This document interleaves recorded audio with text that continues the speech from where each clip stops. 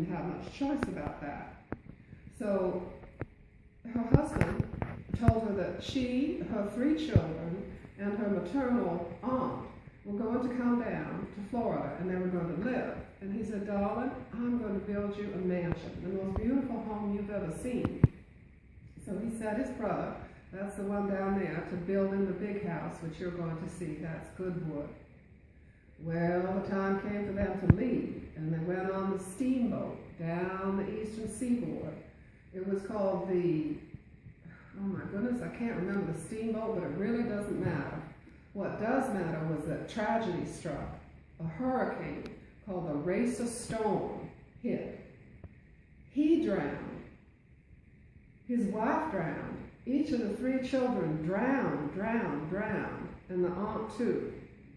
Well, it took some time for the news to get to Brian, who was still down here. He was building a big house. He had the plantation with the help, of course, of enslaved people. We've got to be frank about it. It's difficult to talk about it, but it was slaves who built Goodwood and slaves who created the wealth. That's simply a fact of history. In any case, there was nothing for it but for Brian to continue with the property, and so he did.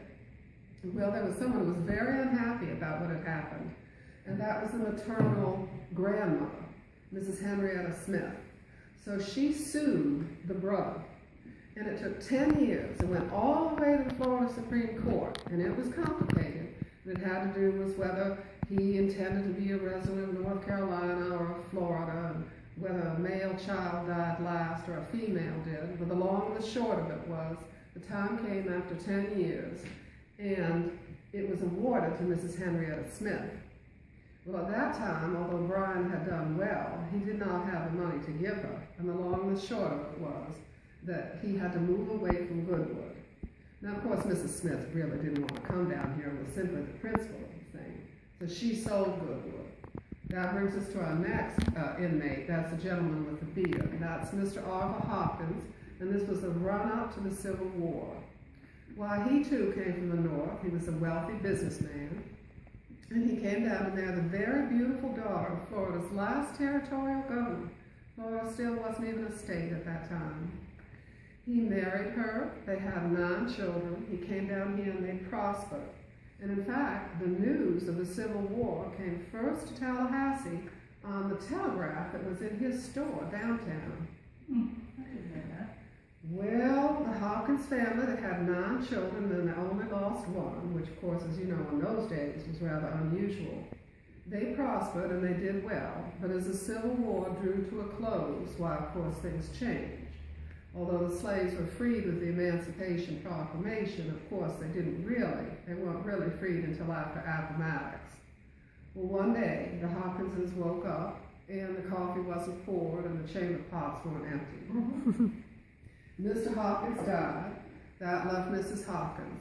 She was quite resourceful, and she continued on to Goodwood through the 1880s until she had sold as much as she could and done as much as she could, but Goodwood was too expensive, and she moved off.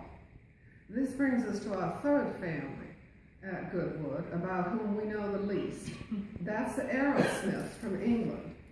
Now, Dr. Arrowsmith, so he called himself, was no better than he should be, we might say. He worked, you remember from your school books, during the attempt to reunify Italy. In any event, he got his hands on some money that probably wasn't his, and quite a bit of it. And further, when he came over here to America, the woman that he arrived with was not the woman he was married to when he left. He left that woman behind with his 3 children, and the woman he brought, in fact, was a governess.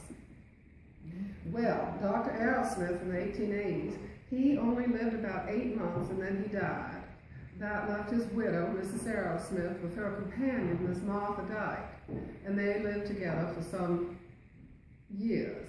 Now, we owe some of our most beautiful gardens to Mrs. Arrowsmith, being an English woman. She really loved gardens. We have a wonderful daffodil field. Right now, I think it's the narcissus that are blooming. Well, time passed, and she passed away, and Goodwood was sold again. This brings us to perhaps the most important, more modern figure. You look at the redoubtable woman there in furs. That's Miss Fanny Tears. She was a very wealthy widow from New Jersey. When she came down to Tallahassee, well, around here they called her the richest woman in the world. It was 1911. She put electricity into Goodwood. She put in bathrooms. Well, she put in a heated swimming pool. She put in a tennis court, which doubled as an ice skating rink. She brought all the wealthy friends down the eastern seaboard. Why, they shot quail, they drank, they had parties, they carried on. While everybody who was anybody came to Goodwood.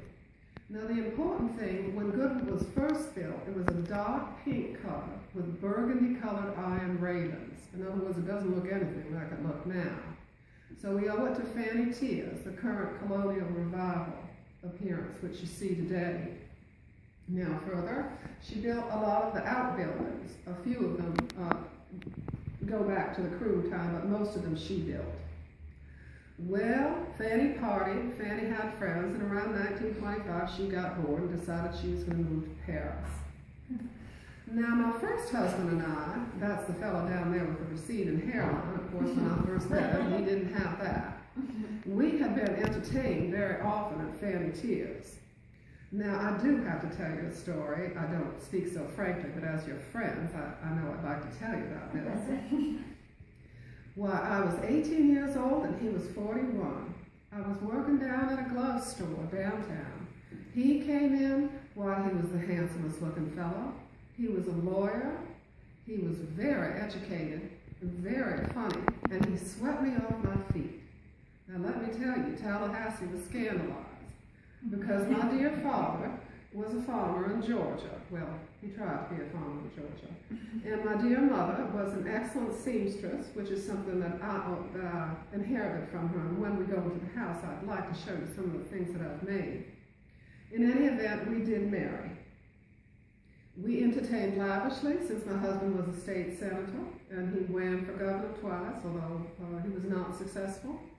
We led a very happy life. We entertained many people from all over the world.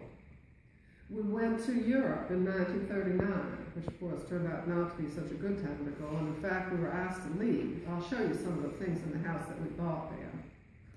Well, I think I've pretty much got you about ready to go into the house, except there's a little bit more I've got to tell you. Why, the senator, my husband, he passed away in 1940.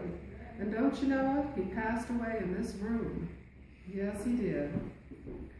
Well, I was alone for quite some number of years, and it was necessary for me, circumstances being what they were, to rent out some of the houses. Only to good people, you know, First Baptists, people from FSU, that sort of thing. Well, I was fortunate enough to meet my current husband, Major Thomas Hood of the United States Army Air Corps.